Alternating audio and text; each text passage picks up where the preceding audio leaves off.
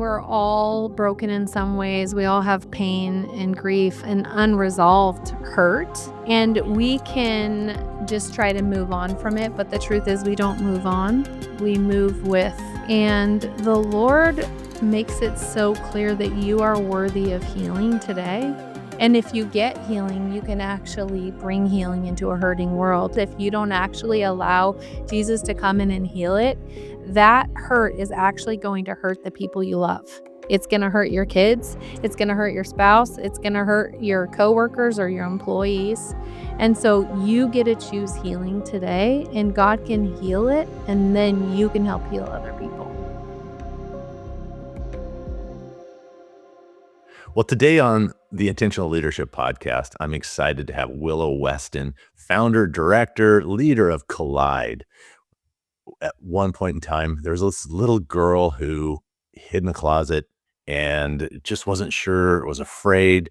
And you know what? God knocked on the door, opened it, and said, Willow, we're not done with you. Today, we're going to find out more about that story, learn about what she's up to, and what Collide is doing to change the world. Welcome, Willow. Thank you for having me on, Graham. Yeah, tell us a little bit about yourself. Oh, wow. About myself. I am a wife. I've been married to Rob for almost 30 years, which is crazy to say. That seems like we've lived a lifetime together. We have 2 kiddos, young adults, and Aiden and Bella. And I'm the founder and director of a ministry that I didn't try to start. It started itself out of a place of my own pain, and now we minister to tens of thousands of women a year, and I just literally laugh at God's sense of humor for what he can do in our lives beyond what we can imagine. So that's what I'm busy doing. I'm dropping a book here in the next month, and I'm terrified and excited all at the same time. So that's a snippet about me. I love it. Well, let's go back to that moment that you didn't think you're struggling yourself, right? And that was the start of this journey for you. Tell us a little bit about Yeah. that. Yeah, for sure. Well, you mentioned hiding in a closet, and actually, it wasn't when I was a little girl. It was when I was an adult and I had a little girl, and I got a knock on my door one day, and I went to the door to see who it was, and I looked through the peephole, and it was my mom. And that seems like a fairly ordinary thing for most people, and even for me. But for whatever reason, my mom moving into town to be super grandma, I hadn't lived with my mom since I was 15. And she and I had a lot of issues. So when I saw her at my door, just showing up into my life, wanting to come in, all my childhood pain was triggered. And I saw just abuse and neglect and baggage and issues, and I didn't want to let her in. And I ran upstairs and I hid in a closet with my baby Bella. And I had this spiritual moment where God said, Willow, I've done a lot of healing in your life, but there's more healing that needs to be done, and you need to step outside this closet and you need to get help. And it was actually me going to a Christian therapist office within a week or 2 of hiding in that closet that God just met me in this counselor office, and it was nothing the counselor said. It just was the God's spirit speaking to me. I like to say it was the counselor showed up in the room, and he Mm. just helped me see what was happening. And I just started coming out of my mouth, and I was like, I collided with wounds. I collided with my mother's wounds. She didn't get healing for those, and she wounded me. And I collided with my father's wounds, and he didn't get healing, and he wounded me. And now I might wound my children, and I need healing. Like, I need God to heal me. And when I look at the world, we're all just a bunch of wounded people running into each other, colliding and wounding each other, and we all need healing. I just started crying out for my own life, for your life, for humanity. And I was like, I just can't shake Jesus. Like when he runs into people and collides with them, he leaves them more whole and less broken. And that's what I need so that when I collide with someone like my mom who's wounded, I could bring healing instead of wounds. So I had this whole huge spiritual epiphany. Walked out of the counseling office the next week or something. A girl asked me to mentor her. I agreed to that. I said, let's look at the life of Jesus in the New Testament, how he changes lives when he runs into wounded people. And I thought it was just going to be her and I. And she brought 25 friends. And that is how this ministry started. It started from that, from me needing healing and inviting a girl to come with me. And then it turned into a whole bunch of other girls. Wow, what a journey. So Yeah. you feel like you're alone, and Jesus knocks on the door and says, "Hey, walk with me. And oh, by the Mhm. way, we're going to have you walk with a few others, and Mhm. you're going to disciple others."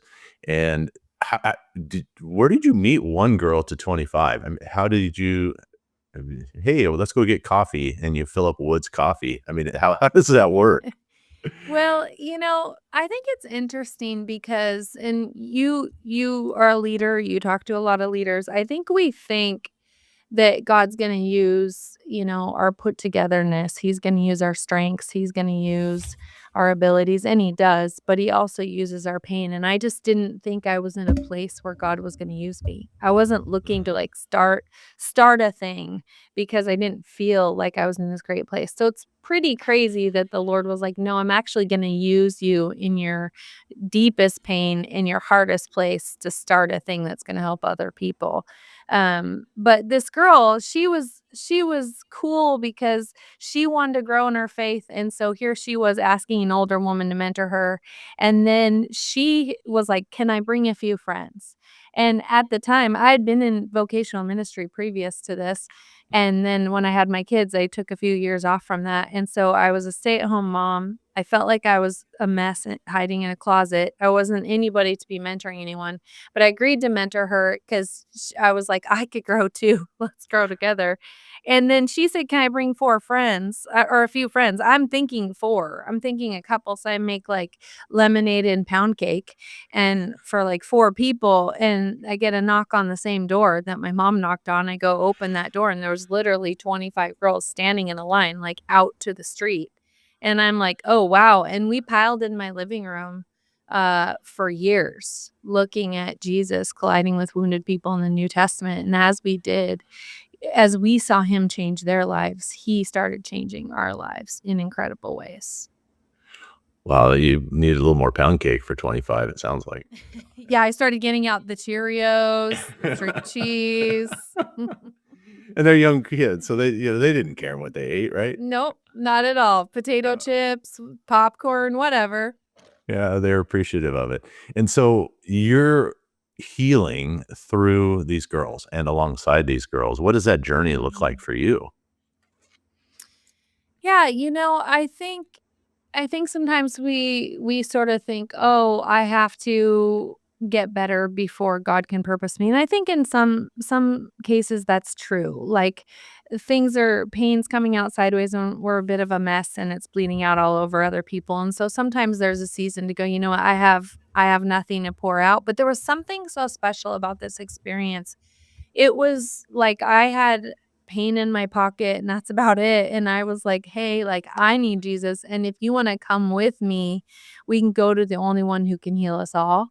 And so when we were experiencing life change, there was girls that had different stuff, whether it was, girls who were abused as a child or they were sexually victimized or they just never felt like they were special. They always felt like their siblings were more special or they had an eating disorder or whatever it was. When they I think what was happening was I was being real about my pain because I couldn't cover it up. It was so clear and so evident I needed God. And so as I was real about my pain, I was giving these people permission slips to be real about theirs. And then as these girls were real about theirs, it was giving each other permission slips. And you can't heal a pain you can't name. You Mhm. you can't. Yeah, you You can't can't heal heal. a pain you can't name. You can't heal a pain you can't name. Mm, So we yeah. were naming it. We were naming the stuff. We were naming the things that had happened to us, naming the ways we struggle, naming the ways we felt like we were bleeding out and hemorrhaging, naming the ways other wounded people had wounded us. And that's what Jesus enters into. That's what he touches. That's how he can get a hold of our lives and change us. But if we're just going to sit around in these little like holy huddles and act like we're all good, it's hard for Jesus to get a hold of anything and actually bring about movement and transformation because we're sitting there saying, we're good, we're fine, we're cool. And that's just not what was happening in this group. And so I think that's what made it so special. I love that, the a holy huddle. We all need that, but at the same time, it doesn't cause or create or allow for transformation. No, we need the holy huddle. We need the hugs. We need that. But if we're going to do the work, there needs to be more to it. And so naming it, did you actually when you name it, did you name what it was, or did you apply a new name for it so that it was this third party human person, thing to it? What did that look like when you named them? I mean, I think every person has a different story of pain and wounds and a different sort of process on when and how they're willing to share their stories. I also think as we watch Jesus collide with people, there were different collisions in the Bible that brought up different things for different people, right? So, Mm.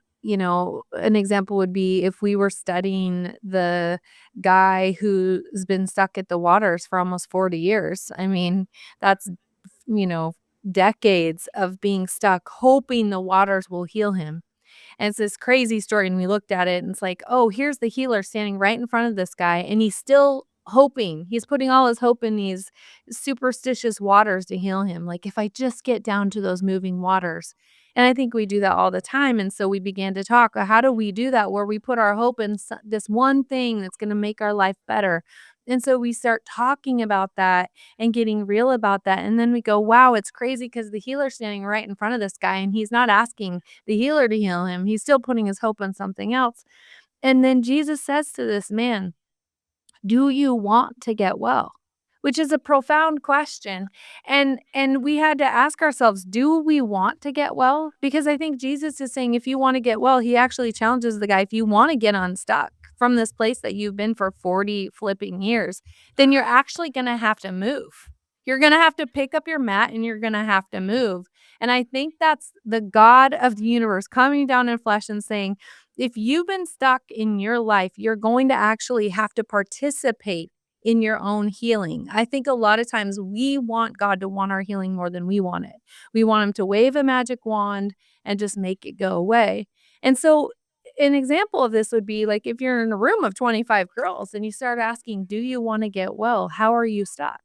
And what are you doing to get unstuck? And what is God asking you to do? How's he asking you to move? What is one move you can make right now that you haven't made yet to do something different than you have done before to participate in the healing that you long for alongside Jesus Christ?" Right? So that brings up different things for everybody. I'm sure that brings up something different for you in that it does for me today and for your listeners. But I think that's what's so cool about colliding with Jesus is that he meets us right where we are and invites us into something very personal that applies to each and every one of us wherever that is. I love that, and you continue using collide. That is a brilliant name, colliding with Jesus, collide. It's wonderful and beautiful, and it also shows just exactly what you said. We need to participate in the healing. If we're going to Mhm. collide, we can't sit on that mat and hope that Jesus just decides he wants to collide with you and come down to the water and, you need to do something. You need to move. And so Mhm. these girls, isn't it was there accountability? Was it raw? I mean, I just imagine, being a dad of 4, having lots of tears, lots of emotion, and, um, what was how did the healing process work? Did they stay in your home for, years potentially, or what did that look like?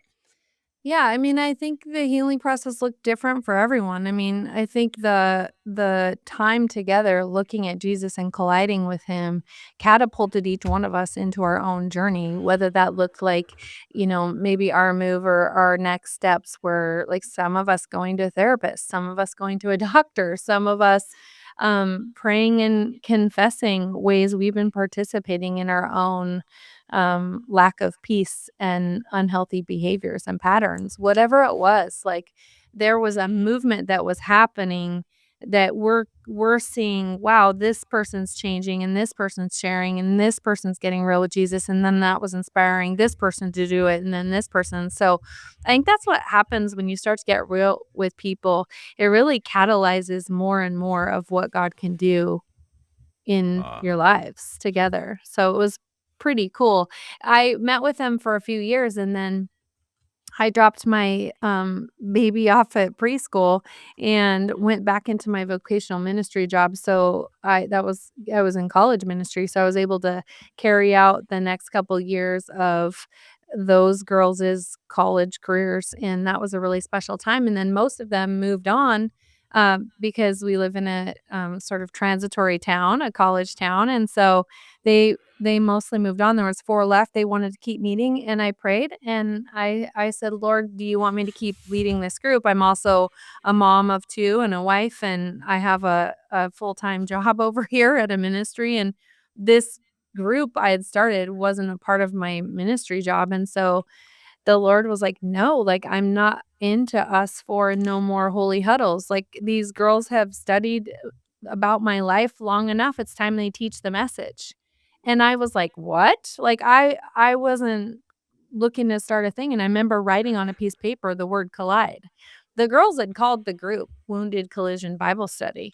And when I prayed that, I wrote down the word collide, and we did an experiment. I have a friend, I love this so much, and this is so good for any leader who's listening, but I have this buddy who says, "Just whatever you wanna try, like, call it an experiment, because if it fails, it was just an experiment.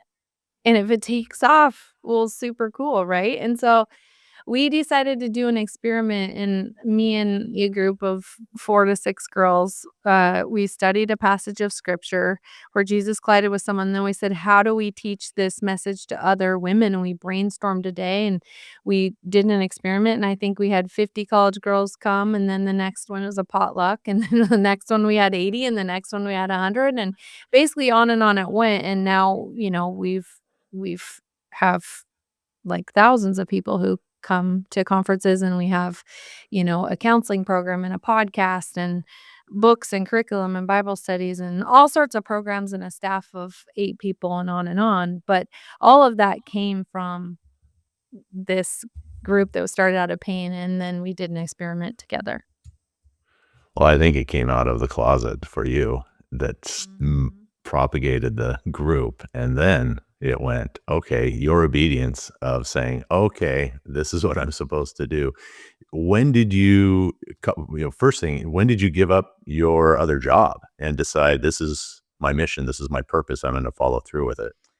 Yeah, it's super funny because I actually, did that college ministry job for 2 years so that I could kinda follow along with these girls, and then as they were all graduating, we did some of those experiments, and, I felt really called ever since that counseling office when the Lord gave me those words, "wounded collision" and the word "collide," to go write a book and speak. I'd been speaking for years and writing for speaking, and so I thought, "Oh, I really feel like God's called me to be a messenger and proclaim his power and his healing," and so I, resigned from my college ministry job, and the elders of the church wanted to pray over me, and so they called me to an elder meeting, and I went in and, before they prayed over me, I just said, "Hey, the person you hired for this college ministry job, that's awesome, but there's this thing, I accidentally started it, it's called Collide, you could have it, you could kill it, you can do whatever you want with it, but I'm outie. Like, I'm outta here." And it was probably about 10 people in the room, and I'll never forget it. They looked at me and they said, "Willow, this is anointed." You need to pay attention to what God is doing. This is bigger than our church. You're gonna walk away from this or hand it to us?"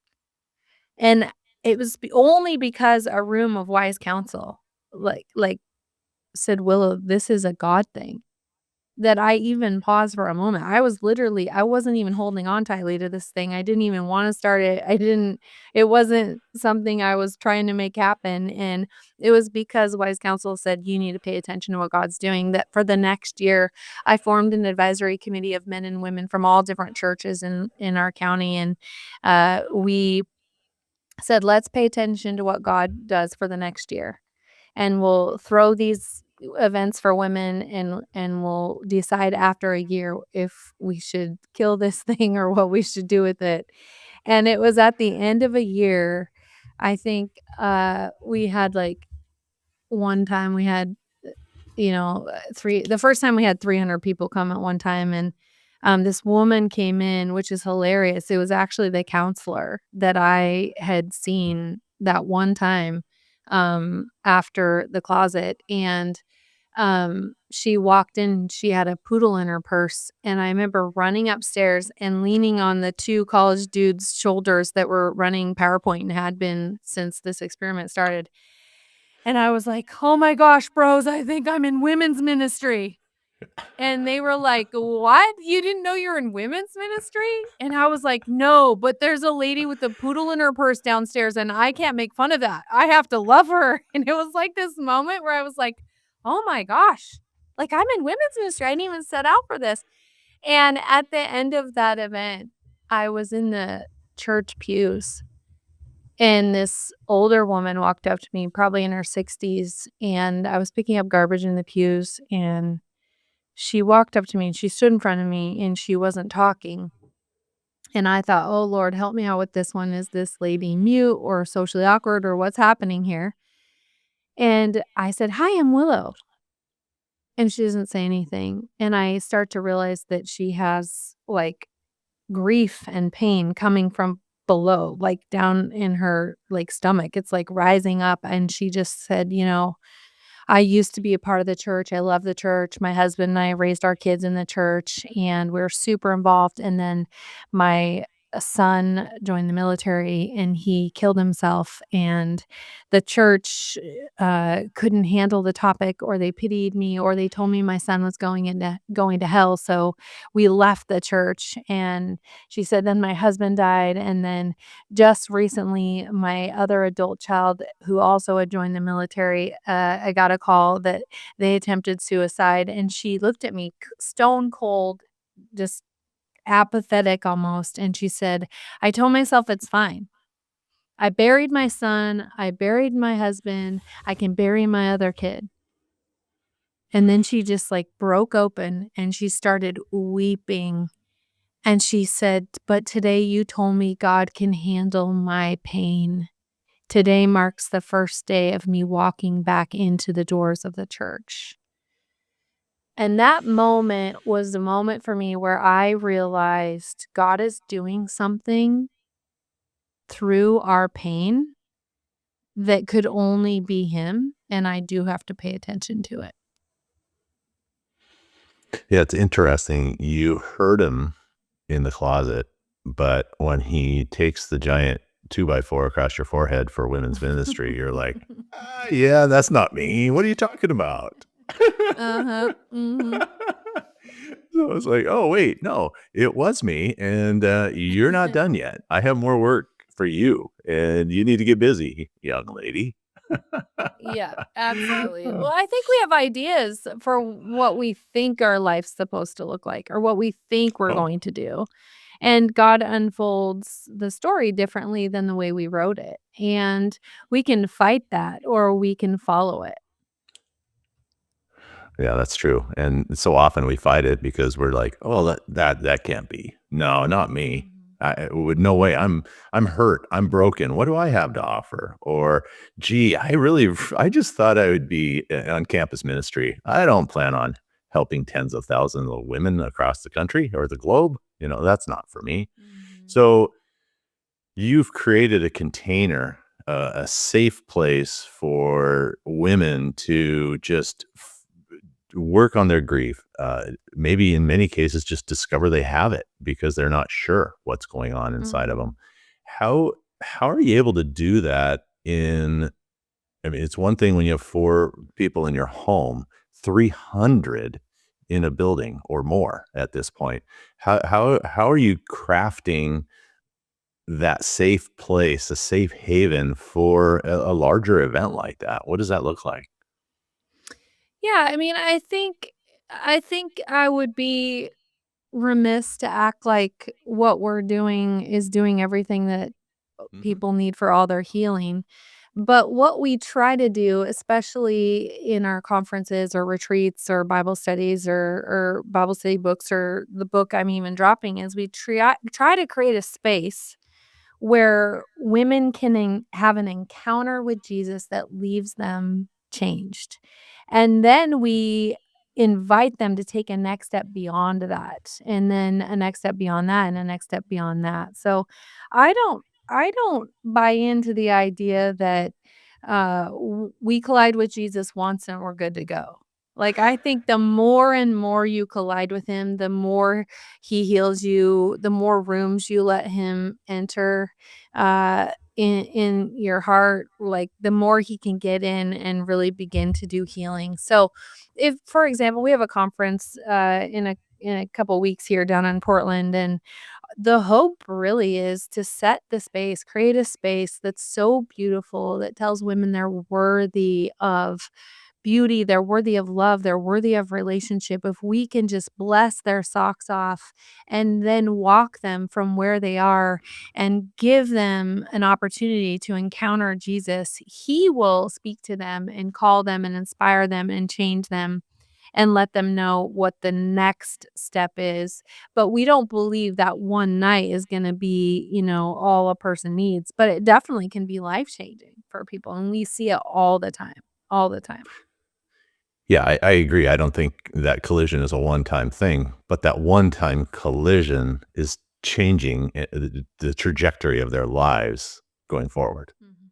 If they're willing to take Absolutely. it, they're taking that step. They're taking the action that you mentioned and colliding with Jesus once, colliding with other women, and realizing that they're not alone. They're with others and they have similar circumstances. And now they can move forward in another direction. And so they start in a larger event and then they have the other tools available to them that you offer. One thought that just crossed my mind is we haven't touched on this as a now an entrepreneur, um, Mhm. you got 2 kids at home that are young when you're starting and a husband. Where's Rob in all of this? Yeah.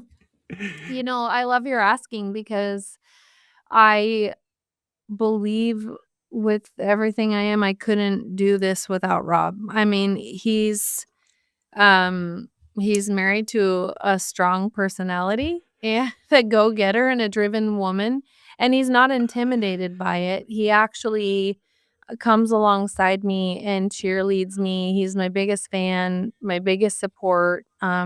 He's been like the single biggest person the Lord's used to bring healing into my life. And he believes in this work, and he's in business, but he is so generous you know, with money and in that way, but also, like, you'll find him at every stinking collide, serving mocktails to women dressed up in some outfit he probably doesn't wanna be wearing.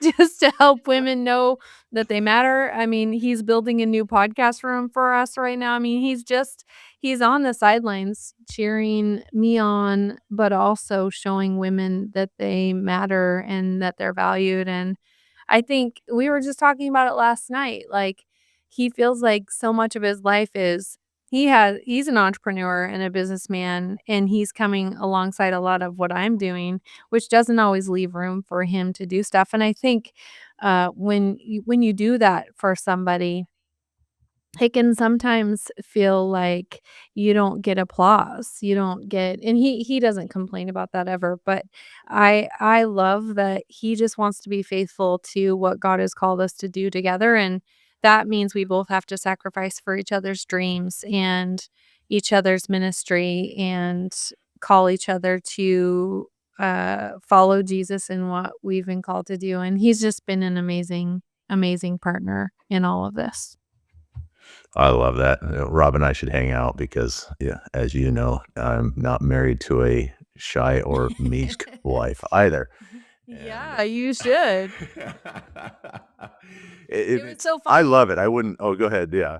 Oh, no, I was just gonna say, we were in a coffee shop this weekend, we were down in Newport Beach, it's a beach by my daughter's college, so we picked her up, and we had our 2 kids, and Rob and I went in the morning, and we're sitting in a coffee shop reading, and I look up, and he's reading my new book, and he hasn't read it yet, and so here it is about to go out into the world, and, I mean, I don't know if he's terrified, but I look over at him and he's crying in the coffee shop and he's not even a softie. Like, the guy barely cries. I'm like, "What's happening?" He's like, "You made me cry." But he just has such a heart for all of it. And if I was married to someone who didn't have that and I had to choose between my marriage and my ministry, that would be incredibly difficult. I know there's some people who are in that position, for some reason, like, I've been given a partner who wants to run alongside me, and I wanna run alongside him. Yeah, and I think that that's a beautiful thing, and it's not easy. With two people. Actually, one of my coaching clients right now that I'm working with is a young couple who are both entrepreneurs, business owners. They have a strong faith, and they informed me they are fighting 3 to 4 days, like almost screaming type fighting, 3 to 4 days a week right Mhm. now, and they know there's more. They know that, but you have it's a very similar situation to where Rob and I, where he is married to someone that is just as driven and intense and a go-getter, and I'm gonna get and he wants to support her, but they haven't they're young enough in their relationship, they haven't figured out, "How does this work?" And me Mhm. being older, I could say, "Hey, this is what you can do." And I think it's a Mm. beautiful thing because not everybody can do that. Absolutely. Well, good for them for recognizing that there's some pain coming out sideways and actually seeking advice and wisdom and help from someone like you, right? Because what really will ruin a marriage is if we're having those kinds of arguments and fights and we keep thinking it's going to go away because it doesn't go away. We actually have to address the pain that's happening between us.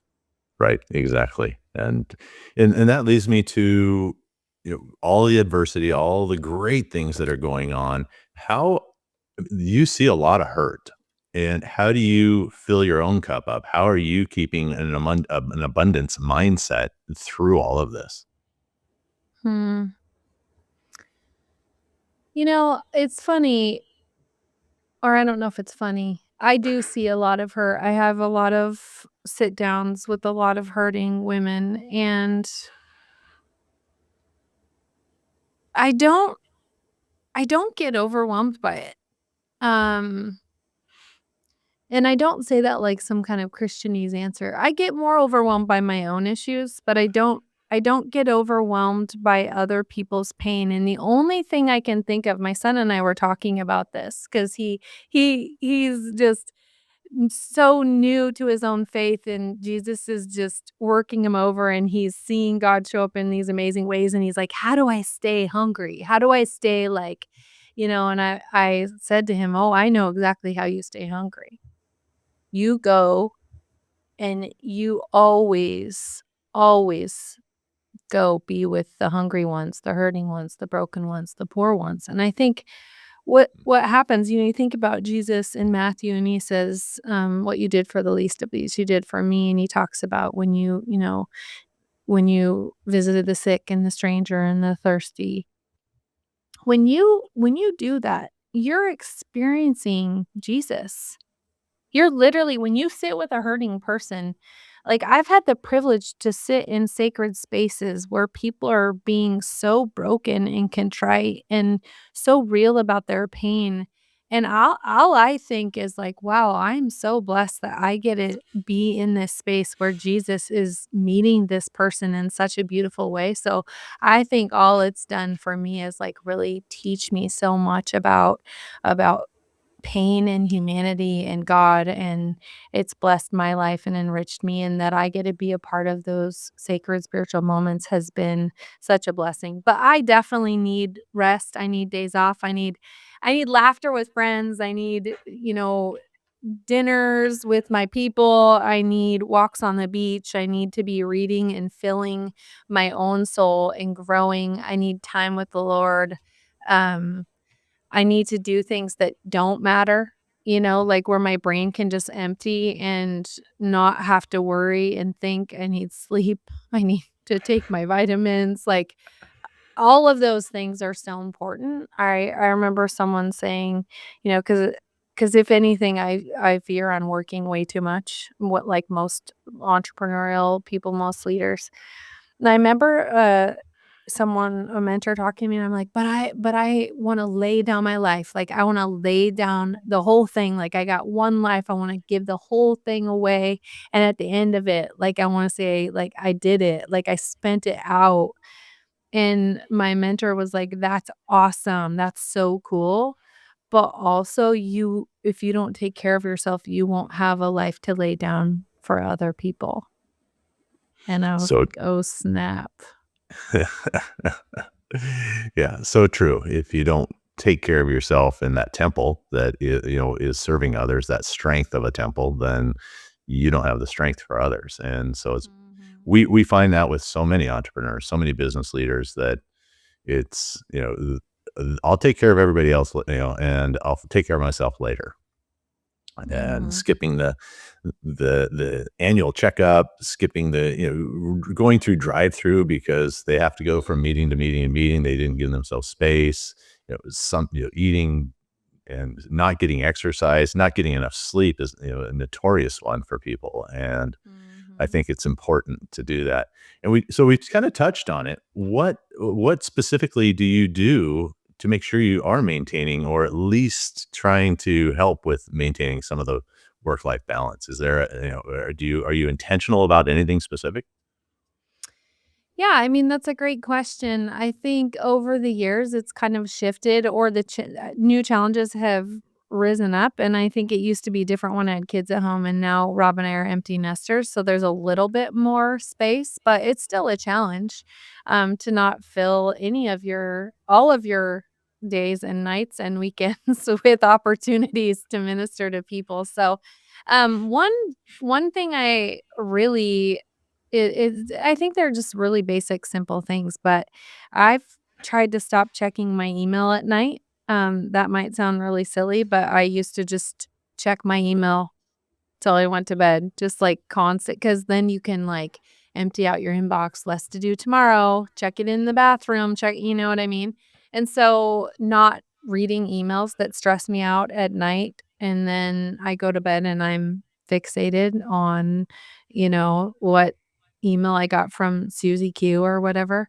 That has been helpful, although even last night, I had 4 people text me who were having a hard time, including a suicidal mom.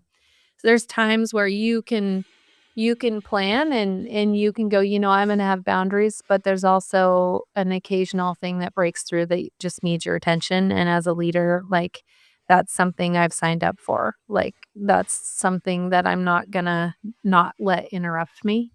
Um, but yeah, weekends, I try to spend if on the weekends that we don't have events and conferences, I really try to spend, slowing down, reading, doing things that feed my soul. I think one of the things I've learned, and I actually interviewed her on our podcast. Her name is Dr. Sandra, oh, is it Dalton?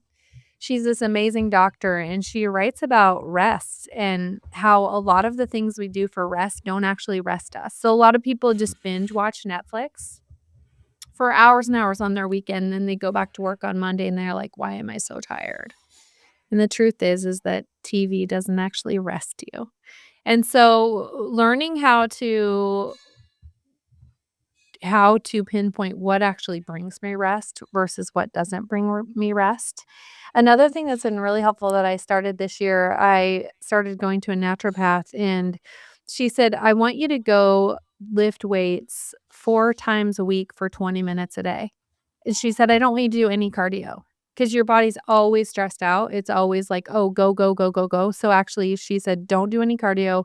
Go to the gym 20 minutes, 4 days a week. And as somebody who feels like I have all these places I have to be and all these things I have to do, there's something about showing up at the gym for 20 minutes where I'm like, I can do that. And then the funny thing is it kind of tricks you because once you're in there, you're like, well, I'm kind of having fun. Maybe I'll stay a little longer. And so that's helped me this year. That's been great.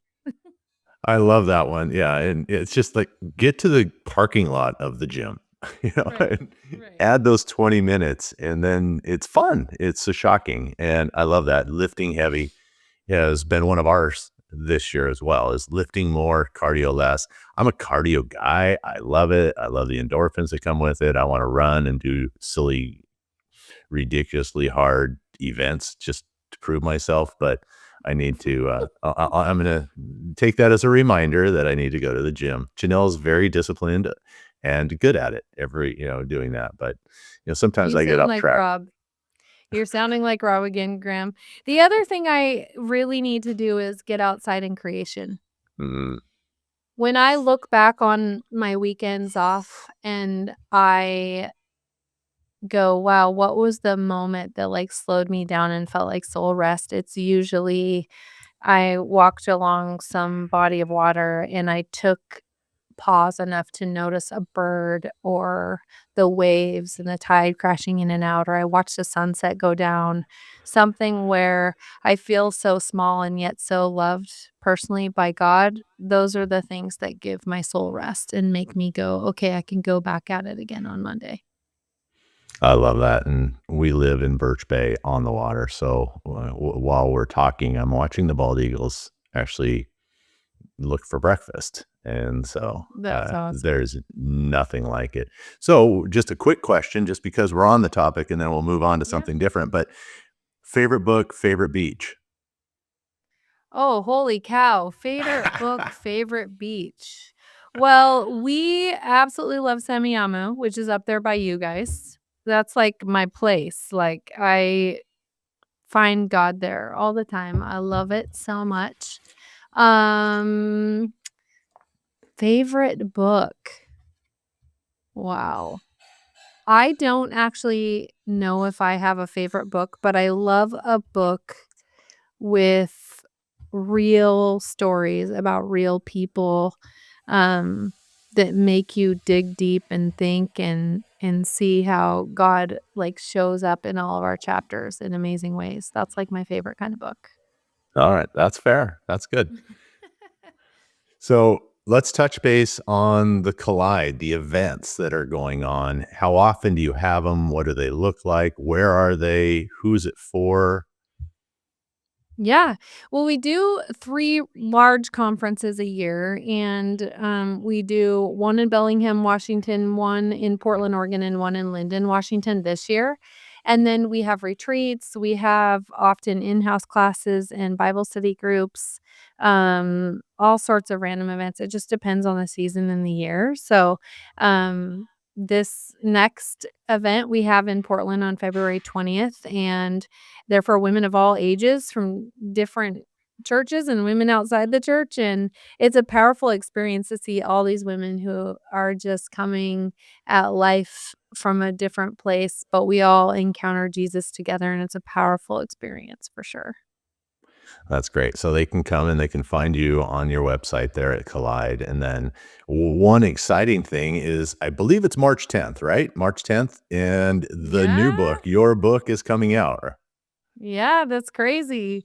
My book Collide: Running into Healing When Life Hands You Hurt is dropping on March 10th, and it's yeah, it's terrifying. It's definitely like raw and real and lots of stories that I'm like, was this a good idea? But we have a group of women who are already reading it, and it's been really cool and powerful to see how the Lord's already using it. So I'm really excited.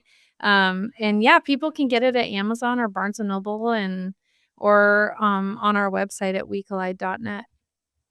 Oh, that's awesome. I'm excited to get it. I don't think I want to read it in the coffee shop, apparently, according to Rob's. You can craft a story, so I can only imagine if you've been given the time to put it into print, it's going to be a magical book, and I look forward to reading it. Oh, So, and thank you, if Graham. is it just for ladies, or can guys read it too? I mean, I guess that's one of the things that's probably coming out in some of the people that are listening is like, well, this is, what, tell me more about that. Yeah. Yeah. I mean, I definitely think that there's men reading it and men can read it. I mean, obviously I'm a woman, so a lot of the stories are about my experience. And I'm in women's ministry, so a lot of the stories of people I've collided with are women, but man, I think Jesus collides with all of us and impacts us. And so I think both men and women can get something out of this book. Well, I think that, you know, if as a guy that is surrounded by powerful ladies, in Mhm. my life, that the stories that you would share in this book, because I have not had my copy yet, I look forward to that. But I can only imagine those would craft the way you've crafted them would say, oh yeah, but this is a story in your life, Graham. This was my Mhm. story, or this is this young lady's story, but here's one, and then it will be a reminder. Mhm. It'll remind me of, oh yeah, that worked in my life this way.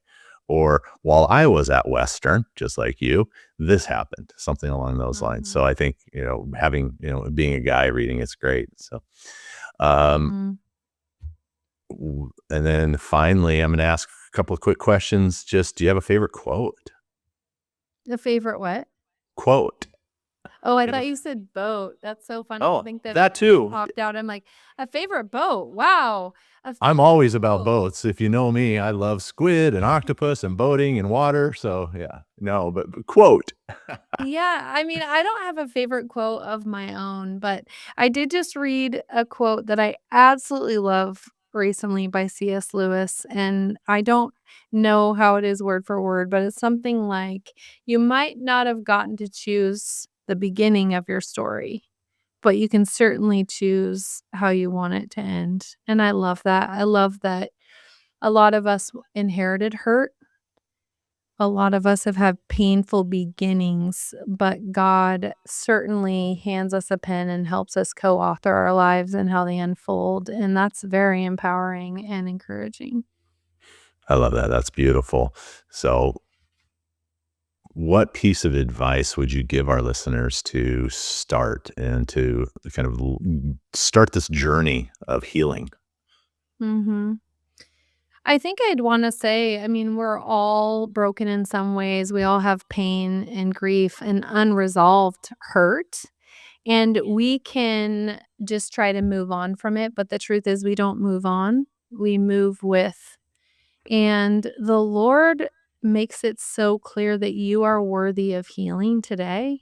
And if you get healing, you can actually bring healing into a hurting world. But if you don't get healing and you keep trying to sweep it under the rug and you keep trying to be strong and you keep trying to be a survivor, even if it's small things, it can be big things, traumatic things that happened to you as a kid, but it can be small things like someone hurt your feelings last week and or someone's using passive aggressive comments or trying to manipulate you and you're angry or bitter, whatever that unresolved hurt is, if you don't actually allow Jesus to come in and heal it, that hurt is actually going to hurt the people you love. It's going to hurt your kids, it's going to hurt your spouse, it's going to hurt your coworkers or your employees. And so you get to choose healing today and God can heal it and then you can help heal other people. That's beautiful. Is there anything I didn't ask that I should have asked? Oh, man, I don't think so, Graham. You killed it. You're doing a great job. Oh, thanks. Well, you make it easy. It's fun. And Oh, apparently we need to go and have a beach party or something with, let's do Rob it. and me I and you love and it. Danelle. That would be fun. So, We're well, in. Let's do it. I will put all the important stuff. So wecollide.net and your book link to Amazon and all the pertinent information in the show notes so that people can reach out, find you, find out about your events, find out, get your book. and read it and start changing and improving their own lives. So thank you, Willow. Mhm. It's been a wonderful time. Well, thanks for having me on.